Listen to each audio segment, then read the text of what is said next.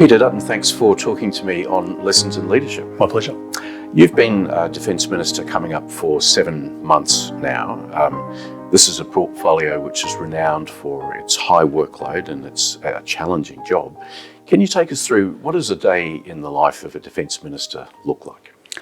Well, Peter, first it's good to be with you, and it's I think a good opportunity to talk about what we've done and what the government has planned in the defence space. So, defence ministers never like talking about themselves. So for me, it's difficult to answer the question because in Canberra, it's a very different day than outside of Canberra, as you'd appreciate. In Canberra, there are constant sort of flows of meetings. The Chief of the Defence Force, the chiefs of the other services coming up on a regular basis, briefs that come up from the department, ASD documents that need to be signed urgently. There's, like with most of these jobs, the inability to read as much as you would want, and that becomes a frustration. So unless it's put in the diary, everything is scripted during the day, and essentially a very early start up to a late finish. And so I think we've all shared that in common. But as I say, ultimately it's about a bigger purpose, and you do get a lot of satisfaction. But it's a grueling pace, and that's the nature of it. You've combined it with another very demanding job, which is Manager of Government Business in the House. Have you, and as an experienced minister, have you established a sort of a routine about how you manage these pressures? Do you get enough sleep? Are you struggling for sleep? I probably look like I'm struggling for sleep. I feel much older than what's on my birth certificate. But again, once you get out of the rat race of Parliament House, I think having left the Leader of the House role behind, which largely you can do, again, the composition of the day is quite different. So there's a greater capacity to go and visit industry partners and bases and go through some of the war planning with the Defence Senior Leadership Group, etc. But whilst you're in Parliament House and in this job, it does take up time, and it is a distraction from everything else because there's an urgency to it. There's a vote about to take place. There's a member who's not happy with the decision the government's made. There's a discussion or a negotiation with the leader of the Labor Party or the Leader of the House for the Labor Party. I'm in the leadership group, so we start with a meeting in the morning, and then quite often during the day, that'll involve different discussions with the Prime Minister or others about issues that are pertinent to the government of the day. It might be a problem in the Senate, it might be a policy issue that we're dealing with. So there's certainly a diversity of task and a distraction from core business during the sitting week. But having said that, you're sitting until late at night, and those sort of point in time distractions come and go, and you can get back to the briefs because a big part of the job too is just keeping the paperwork going and keeping. I impose a pretty strict discipline on the department to bring correspondence up in a timely way. I want my advisors to deal with it in a timely way, and that obviously imposes the same obligation on me. So, in some portfolios, I think ministers sort of sit on briefs or they take forever to process, which I just don't think is a good management, outlook or management approach. That certainly to me, that's not how I operate. You've run big departments before. You were Minister for Home Affairs before Defence. Has anything surprised you about the Defence organisation in terms of the qualities that it brings to the job? Well, it's an incredible beast, and former Secretary of the Department of Defence confided in me that it's the Department of Defence is sort of bovine-like. You can lead it to to a certain extent, but don't sort of get behind and start pushing, because it'll react violently. So, so it's like anything in politics, the art of the possible, and trying to nuance the outcome that you want. Sometimes you need to be more direct if you're frustrated with the processes. But it's a big department. There's no question about that. It's steeped in history, which in the large is a great thing, because we benefit from that experience. But there's, in some cases, there's an aversion to risk. There's an adherence to hierarchical structures that are in place. And again, there are good reasons for that, but that can lead to a frustration in terms of the timelines and the responses. And so I think you've got to make your ground rules clear very early on as to the timeliness and how you want things responded to. But they're dealing with a lot of money, and there's a lot at stake in terms of protection of our own people. So obviously there's a process to go through, and people are very mindful of that. But for me, if there's a frustration, it's the drawn out response times, which I would like to see sharpened up. It's a curious place, Peter, because on operations, Defence can move quickly, and it knows its business very well. But as a Department of State here in Canberra, it can be slow. Yes. And you have a reform agenda which you're trying to sort of unfold. How do you push that sense of urgency on an organisation which is kind of accustomed to really taking its time? Well, I think that's a fair observation. I think I'd make this point. One, the CDF and the chiefs have been very responsive to that direction, to that sense of urgency and desire to implement as quickly as we can. Not in every instance do we get the outcome that we want, but I do think there's within the organisation, as you go down, to lower ranks, I think there is an enthusiasm, almost a sense of relief from some of them who are bogged down in process, that equally want the outcome that's obvious to them, but is so far into the future as to be, either beyond their tenure or beyond the point of being meaningful. And there's that response you get as you go around, speaking to people both within the department and within the ADF itself. So I'm encouraged by that, because I think there is a desire to listen to the government's agenda and to implement it. Now, there'll be people in an organisation this size that will resist and will be, politically opposed to the government's ideology, and will put every, bit of sand in the gear that they can. And you've got to work, you've got to plough through that and respect people have a different view, but we're the elected government of the day, and we've got a plan to implement, and it'll be implemented as directed. Let's talk about AUKUS. That's been one of the big announcements that's come out of this government. Where did that come from? What do you see as being the sort of broader strategic purpose of the organisation?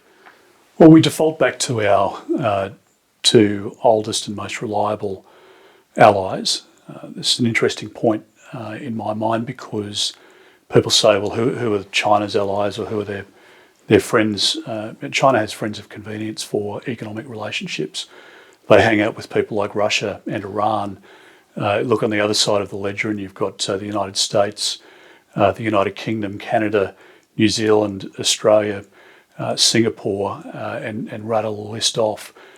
Countries largely, sharing values, a democratic process, an adherence to rule of law, an underpinning that means the relationship is more than skin deep. It's endured our relationship with Singapore or Malaysia for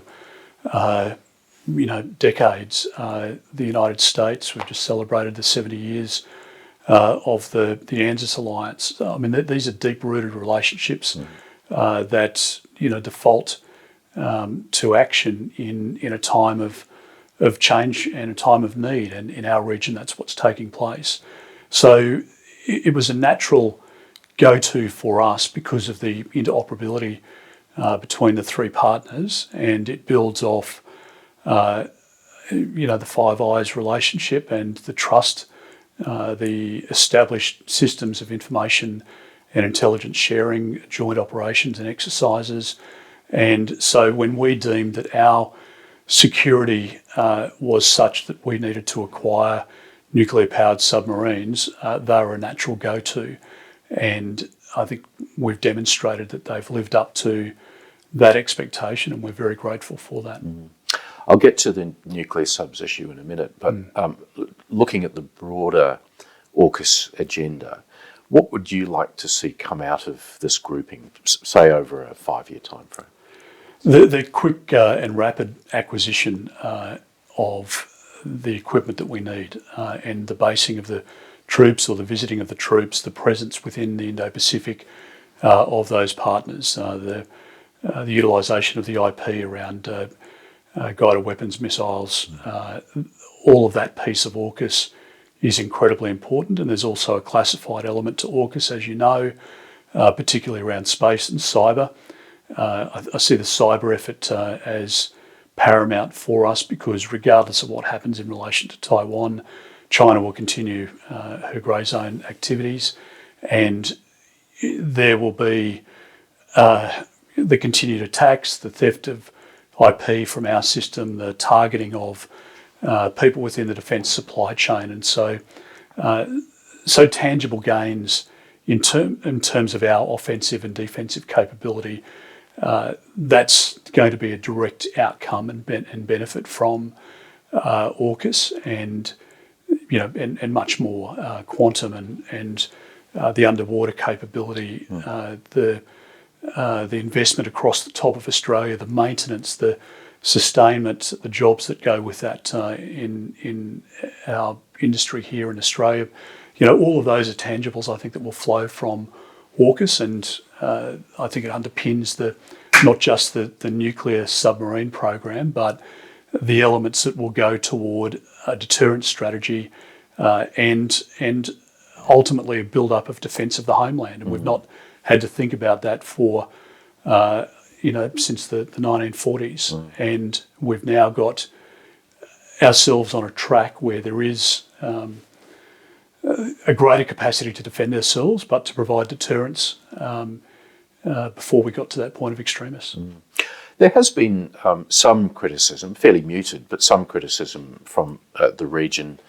The Indonesians, a number of Indonesian individuals, for example, talked about, is this going to give rise to arms racing in the region? I mean, what's your reaction to those sorts of criticisms? I think just default back to the facts. The fact is that this is a program of the acquisition of at least 8 nuclear-powered but not weaponised submarines.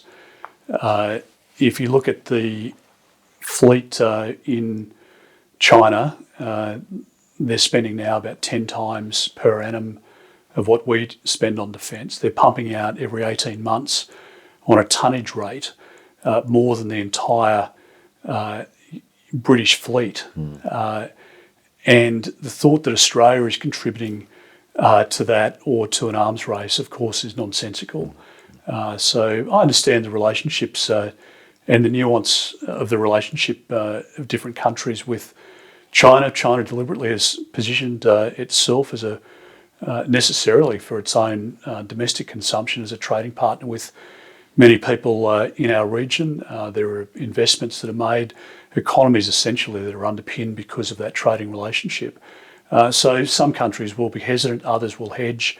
All of them, frankly, in private, are supportive of Australia's position, and I think we should take comfort from that.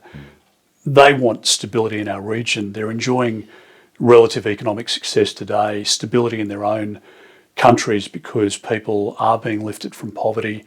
They are joining the middle class. There is a period of stability that hasn't been possible since the Second World War, or in the case of Vietnam, since the Vietnam War, or on the peninsula since conflict there. And they want that to endure, as we do. And the whole strategy here from Australia's perspective is to make sure that peace endures. And the whole deterrence effect of AUKUS, I think, is obvious to our partners and our friends in the region, and we need to continue to build those alliances. Japan and India, two countries that have their own experiences with China, now very much a part of the Quad, so there are relationships that will continue to build up, and comes back to that point about true friends and friends with common attributes. Peter, let's talk about nuclear propulsion. Why is that a good idea from an Australian perspective? It's a good idea because there needs to be a realisation that our underwater capability has to be enhanced. Already we've got, frankly, best in class and superior regional capability in the Collins class. I think a lot of Australians underestimate the capability and the contribution that the Collins class makes. That's recognised by our partners, most importantly the United States, but others, and people realise the capability of the Collins now. But as technology develops, as the ability for our adversaries to scan the surface, to detect underwater movement, you need to have a stealth capability. Yes, the Collins has got that, but it needs to come to the surface to recharge and to snort, whereas, as we all know, with the nuclear-powered submarines, they could sit on the bottom of the ocean for extended periods of time until you run out of food, and they can move without being detected in a way that a diesel-powered submarine isn't going to be able to do in the mid-2030s to 2040s. That's the advice that we have from the best in the Australian Defence Force, and it's the reason we acted. So I think the case for nuclear propulsion, it's one that ASPE's been arguing for a long period of time, and I think it's really unarguable in the Australian context. But of course, there's a long lead time before we get to that point. Now, we know that the Collins is going to be upgraded in a very significant way. Are you concerned about that sort of gap between the aspiration and the delivery of nuclear capability, and how do you intend to bridge that? Well, first point is that the Collins class life of type extension, as you know, Peter, starts in 2026. So that's a 2-year drumbeat, and that will give us a capability into the early 2040s. So the capability of the Collins is not disappearing anytime soon. And as I say now, and into the near foreseeable future, they have a capability to protect our country, and we should recognise that. We're building up capability otherwise in terms of our stockpiles and the acquisition of the IP and the sovereign capability to build guided weapons. That's a very important point. Third point I'd make is that I don't share the cynicism of some about the timeline. I think there is a very willing partner in the United Kingdom and in the United States. We're in a discovery process with them at the moment, but it's not about whether we will acquire, but when and how, and whether we go with a US boat or a UK boat. That's being discussed at the moment, but I will report this to you. I mean, there's just been no hesitation at all, a complete open door by our partners, no roadblocks put in place. I'm taking weekly briefings at the moment. In fact, I've just come from one with Jonathan Mead now, just to give a download on their discussions. Both the US and the UK are pulling out all stops to accommodate the need, and they understand the strategic circumstances. The United States themselves, in particular, have started to pivot resources within their own system to the issue of China and providing that deterrence. As I said before, nobody, including the US, wants to go into conflict with China, and so that deterrence is incredibly important. So I think there is the ability to realise the capability much sooner than people are estimating at the moment. And I think there's a lot of good intent, but poorly informed speculation on what the timelines might be and when things will be realised. So I'm working to condense that, and that's one of my main priorities at the moment, and everything that I'm seeing so far means that that's achievable. So the Prime Minister talked about an 18-month period in which time we would work out the best pathway towards a nuclear propulsion capability. What is it that you expect to be able to talk about at the end of 18 months?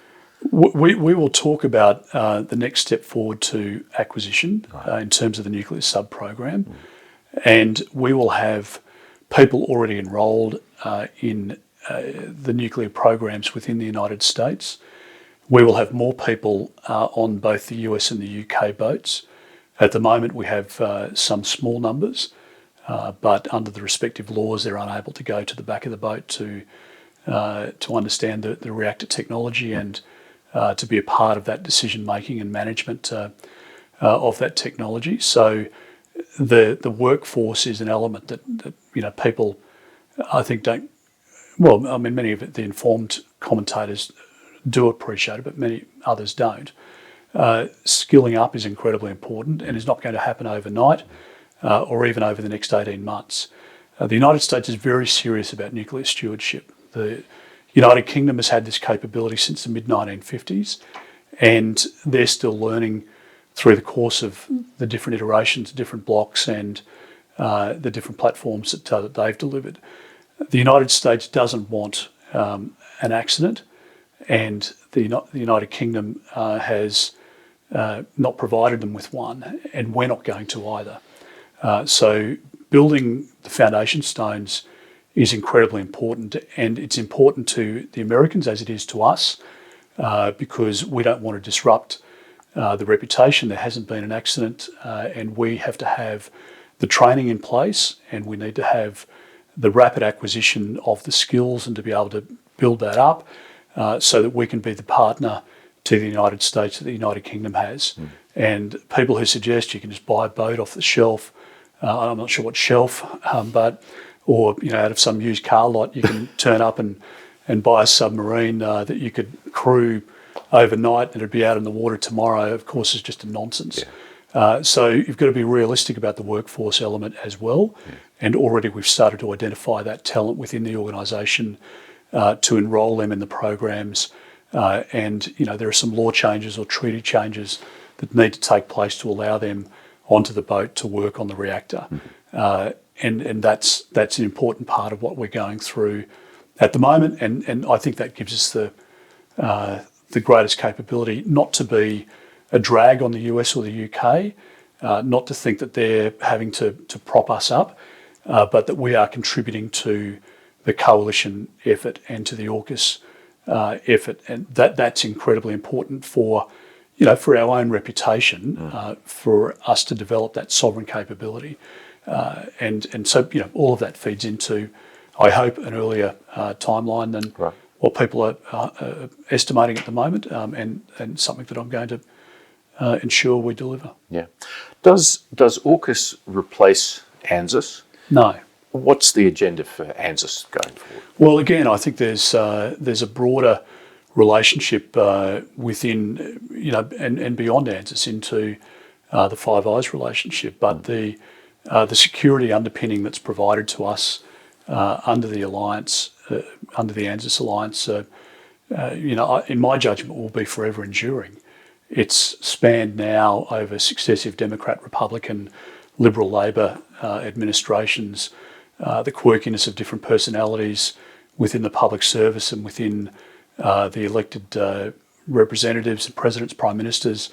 And it's important for our country, a population of only 25 million people, to have that underpinning. But it's also important for the United States, as we've seen over the course of the last couple of decades, to have partners that they can rely on. And Australia was such a partner in September of 2001. So that has to be the continued underpinning. And AUKUS is the construct at the moment to deliver capability. I think it enhances the expectations and the support under the ANZUS alliance. And it also, I'll just make this important point, doesn't distract from our relationship with New Zealand and with Canada, integral parts of the Five Eyes construct, particularly in terms of the intelligence collation and dissemination. They're very important partners, long-standing, trusted friends of Australia, and as we are of them. And so I think the three work in concert.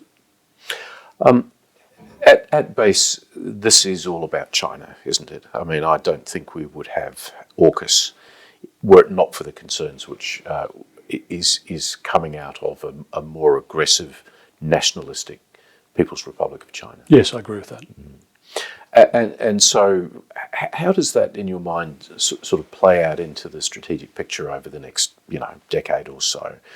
It doesn't seem to me that China is going to back down from the approach that Xi Jinping has developed for it. What does that mean for Australia's position in this part of the world as we look forward?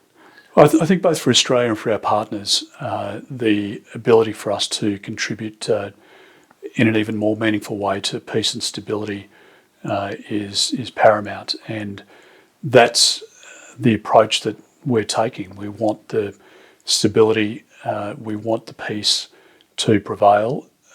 President Xi and others senior in the Communist Party in China have been very clear about their intent with regard to Taiwan, but they've also been quite clear with India in the land border conflicts that have taken place there in just recent months, where there have been incursions into India. The Japanese will talk about the East China Sea, where the PLA dressed up in Coast Guard uniforms, conducting intimidatory practices on a daily basis around the clock now. Others will talk to you about the economic coercion similar to that which Australia's experienced, where if the Chinese aren't happy, they turn off the import of different commodities. People will talk about corrupt practices and payments and the BRI initiative, the 20 points of influence that they have within the South China Sea, where they've got bases or they have a presence, a permanent presence. These are all activities that can't be denied. And it's not just Australia and the United States and the United Kingdom that worries about the posture of China at the moment. It's NATO. It's the Germans who have just sent a frigate. The French obviously have very significant equities in the Indo-Pacific, not least of which is obviously New Caledonia. So this is not, as the Chinese propaganda unit would suggest, just a figment of our imagination. We have to deal with the reality. And the President has been very clear about his intention with regard to reunifying Taiwan. Taiwan's been equally adamant about their own sovereignty, and there's a much greater nationalistic sentiment, as we know, within Taiwan than there was in Hong Kong. And I think a denial of the reality of today, but what happens between now and the mid to late 2040s is not in anyone's interest.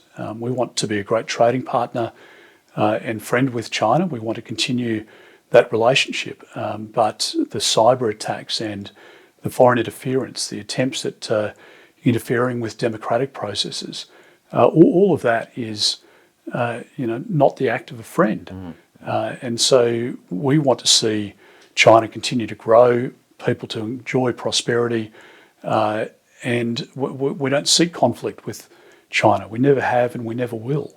But if there is an attack on Taiwan, if there is an escalation in the East China Sea of tensions there that result in deliberate or otherwise escalation of some sort of conflict, then that could well be a reality, and we need to be honest and open and frank about that. And I think the Australian public has a greater level of awareness now than perhaps they have for a long period of time about the direction. Now, maybe there's a change of administration or direction within China. I don't see how that's possible with the current president, but I suppose we don't understand the internals and the dynamics that might take place or shift within Beijing, over the next couple of decades as well. Does Australia really need to concern itself about the security of Taiwan? I mean, it's 11 hours flight away. Why should this matter to us? Well, it's a long way away, and you could have that argument if you were sitting in, California or San Francisco as well. The reality is, though, that they are a democracy the size of Australia, roughly similar, population. They have claim to their status, and that's very obvious. First point.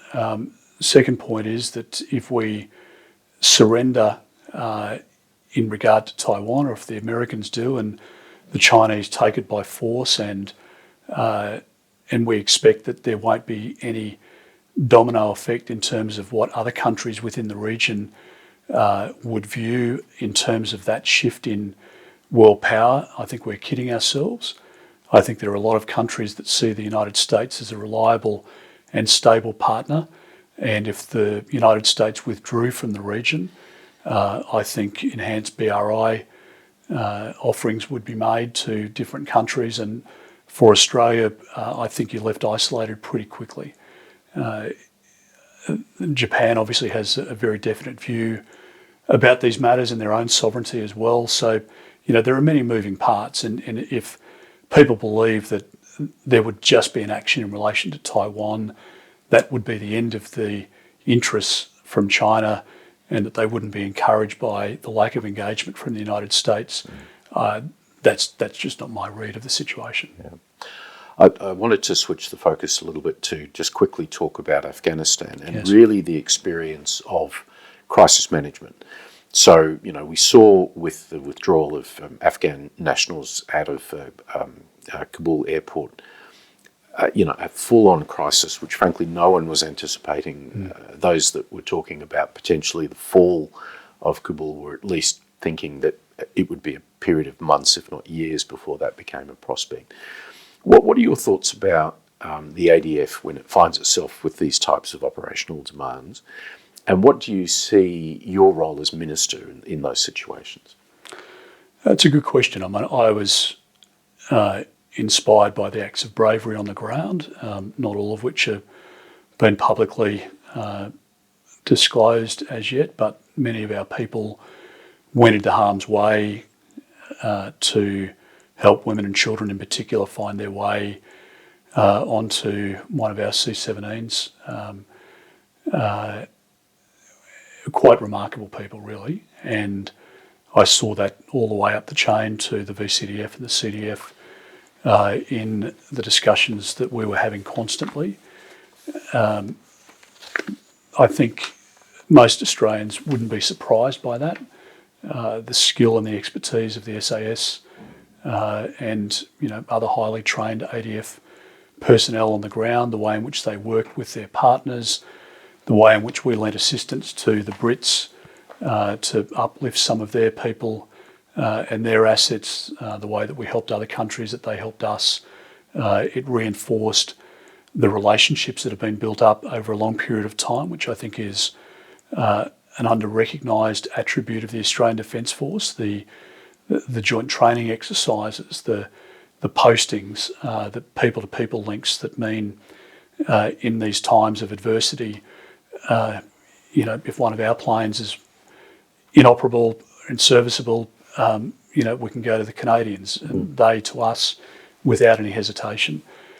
So that was my observation of the practicality of it. National Security Committee obviously met regularly, had discussions with both Maurice Payne and with the Prime Minister, multi times through the day during the course of the operation. Different cases that were being brought to us, different equities that we had in people that obviously had provided assistance to us or had collected intelligence for us, who were beyond the wire, and how we were going to bring those people in.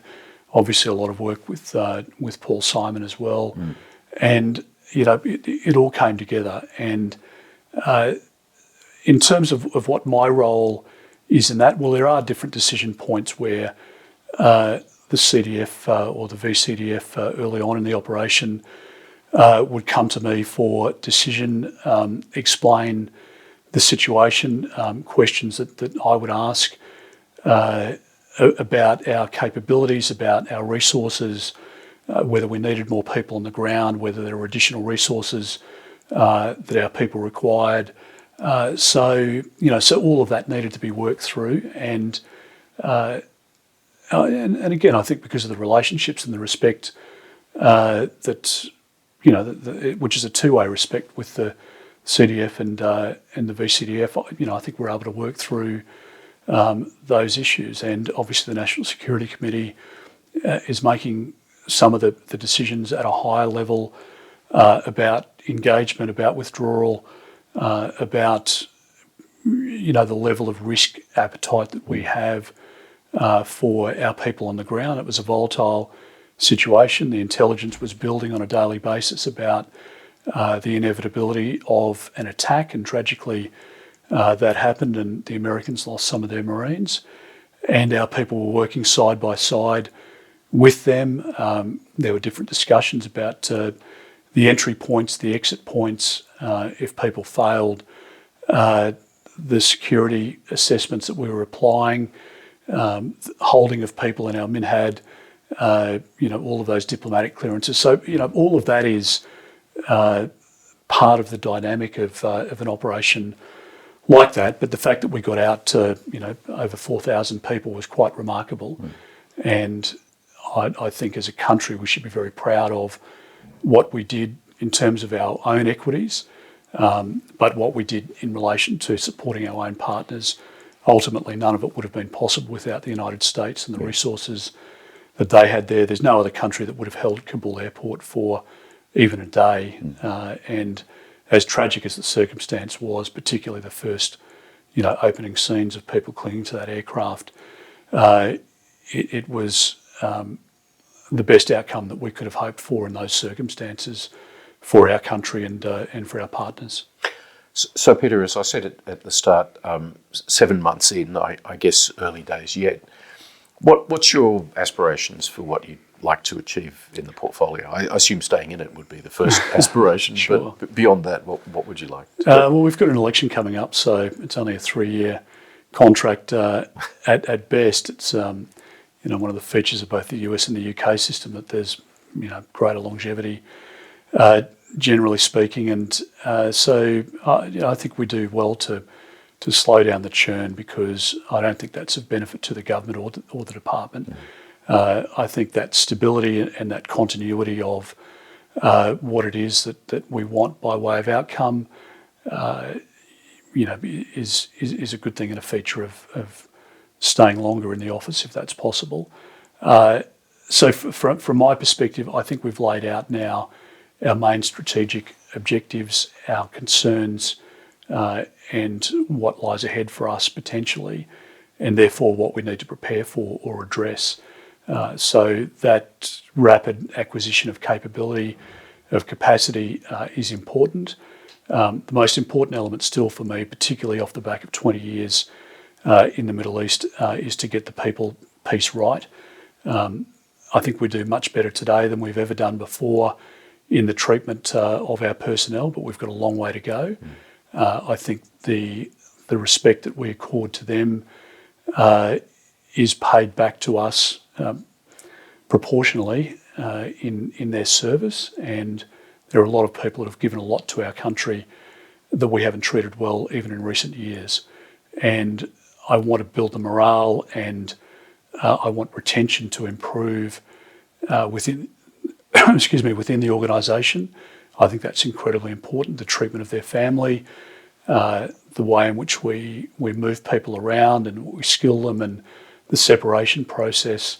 I think all of that is something that we need to improve, and for me that that remains a priority. And I think if we get the people piece right and we get the tools at their disposal right, we become the best warfighting machine in the world. But that's what we are. I mean, we're to be relied on by government and by 25 million people in extremis, and we need to perform if that moment comes. And we don't need to be distracted by other causes and other trends.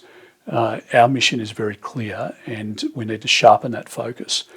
And that's what I see as my obligation in this portfolio, and that's what I'll continue to work on each day. That I'm fortunate enough to be in what I think is the best job in government. I think it's an incredible honour to be the member for the Minister for Defence, and I think if I look back at my predecessors, who have all served our country nobly, maybe with differences of opinion on some policy and investments and acquisitions, but they've all had at the heart the desire to do the best by the Australian Defence Force and our country's security interests, and I want to make sure that I can continue that legacy as well. Yes.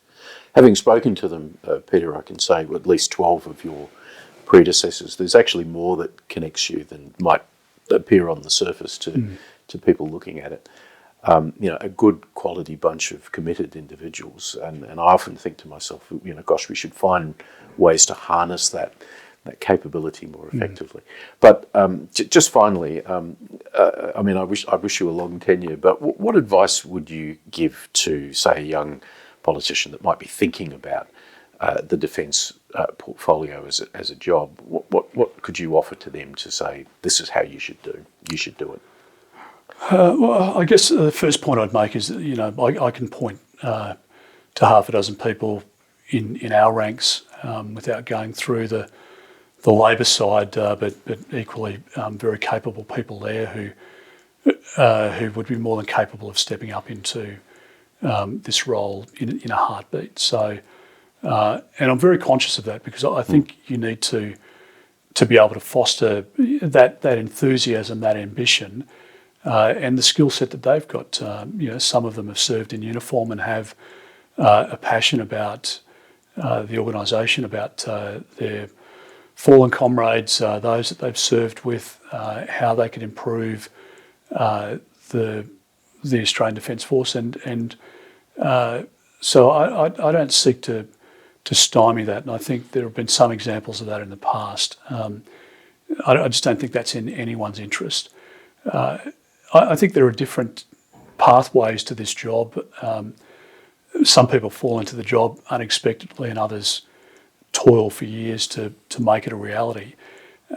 Circumstances and timing in politics, largely, it's the case that's just beyond your own, sphere of influence. So I think, your personal development and the acquisition of those skills that you think will serve you well in the portfolio. I think it is a portfolio where, time served coming into this portfolio matters. I think you need to have an understanding of the breadth of equities across government, and you need to have, a sense of the successes and failures over your time in Parliament of your government or the government of the day, because I think that makes you a more rounded person when you come into the portfolio.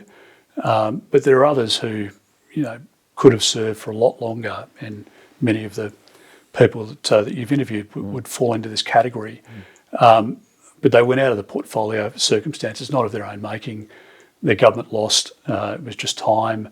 There are other people at the time that served ahead of them. Whatever it is, and they would have made an even greater contribution had they been there longer. But such is the upside of the democracy that we all seek to defend and fight for. And the defence ministers with the longest tenure are normally those in countries where we wouldn't aspire to that form of government. I think there's really a great depth of talent we've got on our backbench at the moment, and I'm really encouraged by that. I'm 51, but ageing rapidly, so it's good to know there are others coming up behind. Yeah. Peter, it's been a fascinating conversation. Thank you for taking the time. My pleasure, Peter, and thanks for what you do at ASPI. Thank you. Thank you.